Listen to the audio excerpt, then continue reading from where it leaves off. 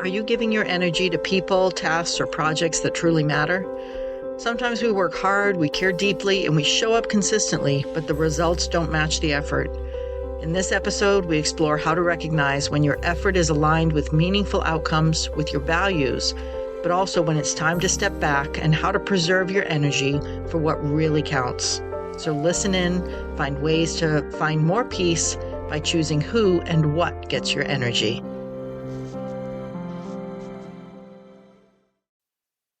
Hey friends, welcome back to our little podcast of self-care. I'm so glad you pressed play and made this a part of your day today. Whether you're listening during a morning walk, a quiet cup of tea, or the small moments in between a busy day, thank you for showing up for yourself. That simple act of pausing, breathing, and giving yourself attention is already a little bit of peace. And this is a simple, low-effort way to take care of yourself and make yourself a priority. And that's what we're talking about today. The effort we put into things and people and how you know it's worth it. What is the effort and what is the expected outcome from your effort? And why do we feel the need to spend so much energy and time on things that don't play a positive role in our lives? Specifically, how we often spend our energy and time, sometimes without realizing if it's really worth it. How do we know when the effort we put into something or someone is producing results that truly matter? And when is it time to step back, time to preserve our energy and take a look at what we're putting in and what we're getting back?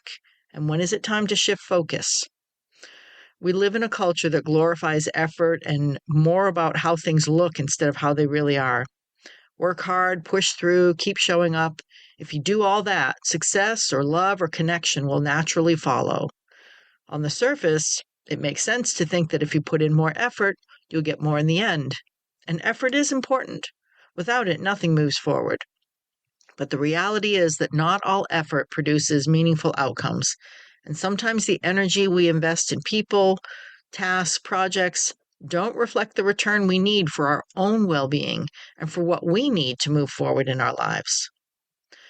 So let's break this effort versus outcome down into more simple terms. Imagine a seesaw.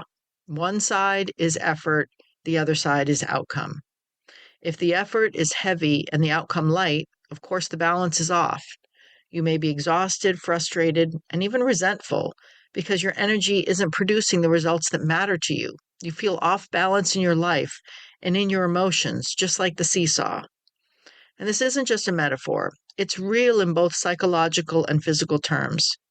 When we consistently put effort into something that doesn't yield meaningful outcomes, we risk burnout, decreased motivation, and emotional fatigue. The brain actually responds to this imbalance. A study published in Motivation and Emotional Journal found that when effort doesn't produce expected outcomes, it can activate areas of the brain associated with stress and negative emotions, leading to decreased persistence and even disengagement.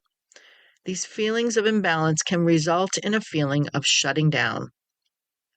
On the other hand, when effort and outcome are aligned, or when the energy you invest produces meaningful results, you then feel rewarded, motivated, and more resilient. That alignment is what creates long-term satisfaction and a sense of flow in life, a greater sense of balance and alignment within your soul. So how do we begin to evaluate our effort versus outcome? A simple step is just to become mindful of where your energy is going. Ask yourself, is what I'm investing my time and emotion into bringing results that matter to me? Is it supporting my goals, values, or sense of well-being? So let's think about people for a moment. Sometimes we invest into relationships, whether friendships, family, or romantic connections, and they can demand much more than they give back. That doesn't mean you stop caring or stop being compassionate, but it might mean you check in with yourself. Are you consistently giving more to these others than you receive? Are you showing up for someone who isn't showing up for you in ways that matter? And why are you doing it? Is it out of duty? Is it out of guilt? Out of that's just how it's always been? And the same thing applies to projects or work. We can put endless hours into something that doesn't move us forward or doesn't produce the results we need. And that can feel like treading water where you're wasting a lot of energy but never moving. And it's not laziness to stop, to step back and reassess, to take a moment to pause and look at things and reflect on that seesaw.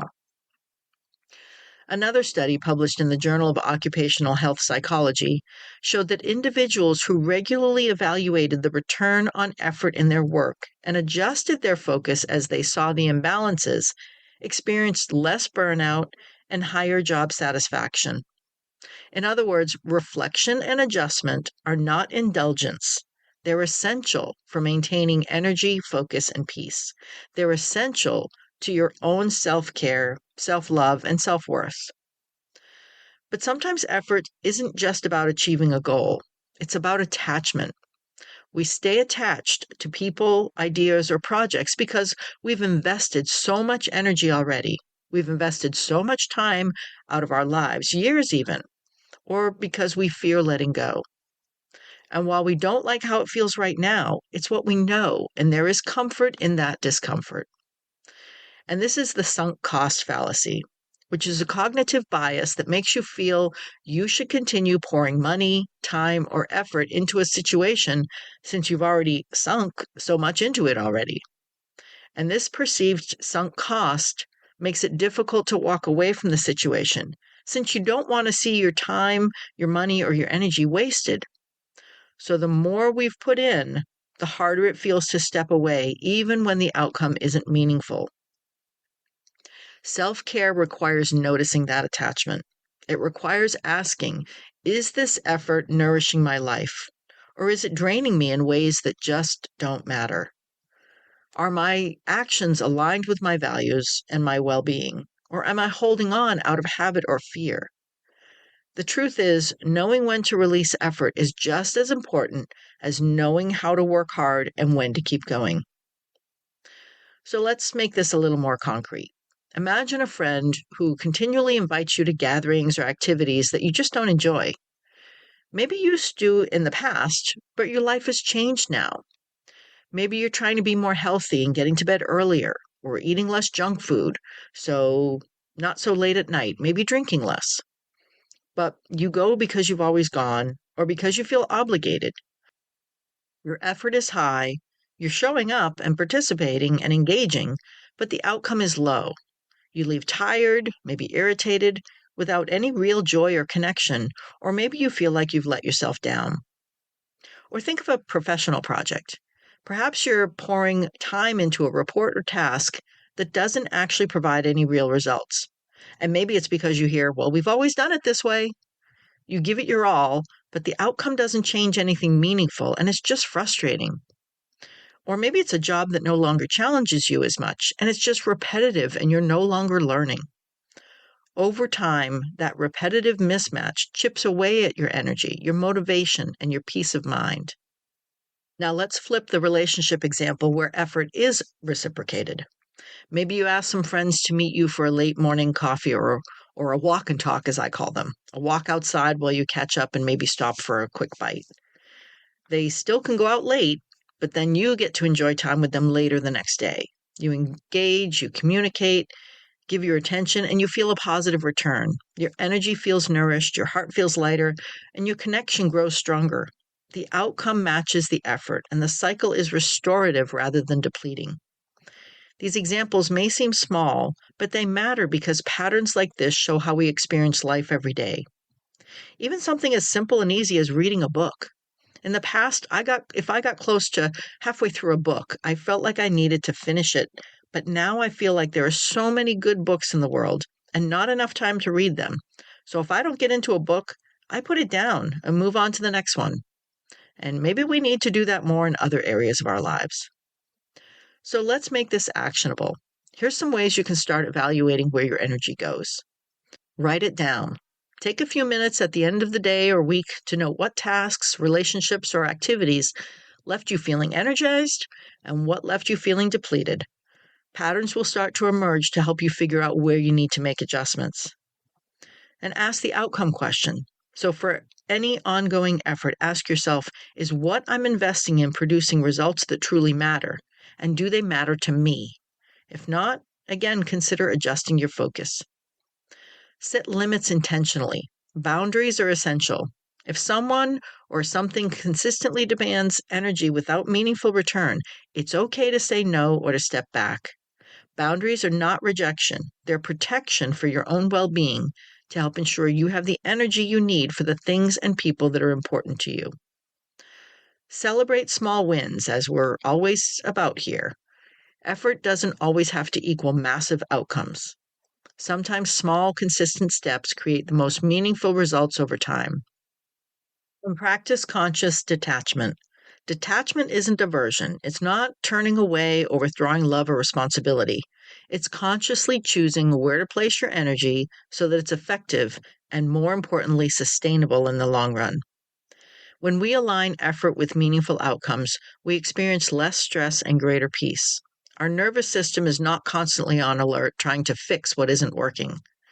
Our emotions feel more regulated because we're not repeatedly hitting the wall of frustration or disappointment, repeatedly putting ourselves on the back burner. Conversely, misaligned effort can create emotional exhaustion. You may feel anxious, irritable, or hopeless, and over time, this affects your health, your relationships, and your ability to show up as your best self. Balancing effort and outcome also helps us stay connected to purpose and to our peace. When we see that our energy creates impact, no matter how small, we feel more energized and motivated. We feel competent and capable. And we're consistently aligning effort with outcome. We develop a trust in ourselves. We trust that we can invest our time and energy wisely, and we trust that we make our own self-care a priority. Now, one area where this often comes up is in relationships and caregiving. Whether you're a parent, a partner, or caring for an elder, it can be really feel that way, to step back and assess outcomes objectively. You may feel like you have to give endlessly. And here's where mindfulness and self-awareness are crucial. Even in caregiving, you can ask, what effort actually creates positive change or connection? How can I adjust so I feel like I'm making a difference? It may be as simple as reminding yourself of your why this is important to you and to those that you're caring for. Or look at the tasks that you take on that don't actually improve the situation and just exhaust you, not from the work of the situation, but from feeling like you're mindlessly going in circles. And if the effort that's needed is just too much to take on, then don't be afraid to ask for help from other family members, from community, from local agencies. Adjusting your approach doesn't mean you stop caring or that you're giving up. It means you care smarter. Self-care isn't selfish. It's necessary to sustain your ability to give. By evaluating effort versus outcome, you're protecting your own well-being while continuing to show up for others in ways that matter. There's a quote by Peter Drucker, a management consultant, where he says, "There is nothing so useless as doing efficiently that which should not be done at all." So think about that for a moment. Sometimes we pride ourselves on being so busy and productive or helpful. But if our efforts don't matter in the way that aligns with our goals or values, or they just don't make sense at all, and we don't even know why we're doing it, then efficiency alone doesn't matter much. So how do you find that alignment, figuring out what you need to change? Think about all the people, projects, or commitments that you're currently investing in. Now think about what you hoped could be the outcome compared to what is actually happening. What do you need to adjust to get into alignment into your effort? And maybe before taking on a new task or committing to someone, pause and ask, will my energy have produced outcomes that matter? Or ask, will this matter in the long run? Will this matter tomorrow? Even a 30-second pause before acting can prevent unnecessary depletion.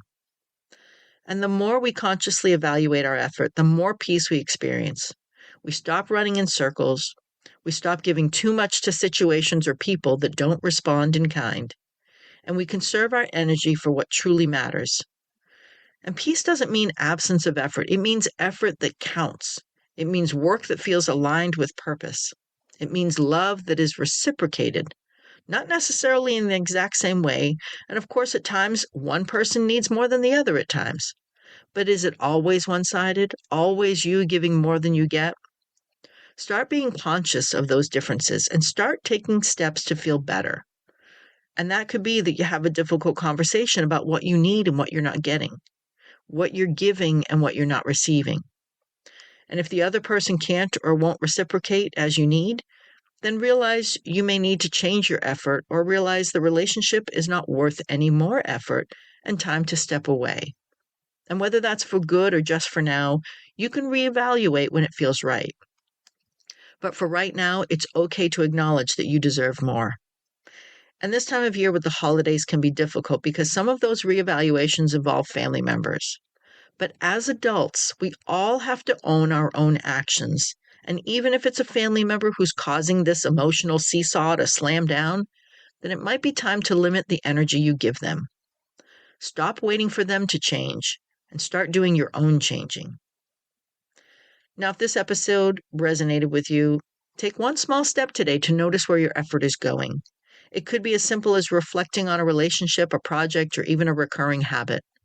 Ask yourself, does this effort produce outcomes that matter to me? And if not, what can I adjust? What do I need to let go of? What do I need to change? What do I need to do to gain my balance back on that seesaw? So please share this episode with someone who could use a reminder that their energy is precious and deserves to be spent wisely. And if you haven't already, subscribe to the podcast wherever you listen, so you don't miss our weekly conversations about mindfulness, self-care, and building inner peace one step at a time. Remember, you have the power to direct your energy with intention, to preserve your well-being, and to create outcomes that actually matter. Thank you for being here today. Thank yourself for being here today. And until next time, take a moment today to notice where your energy goes and begin making space for what truly matters. Begin to make space for the life you want to live, the life you deserve, little by little and piece by piece. This podcast is based on my own life experiences. I'm not a therapist, a psychologist, psychiatrist, or any other licensed medical professional. Please share this podcast with anyone you think needs to hear this so that we all move forward, little by little and piece by piece. And thank you, Purple Planet, for sharing your music.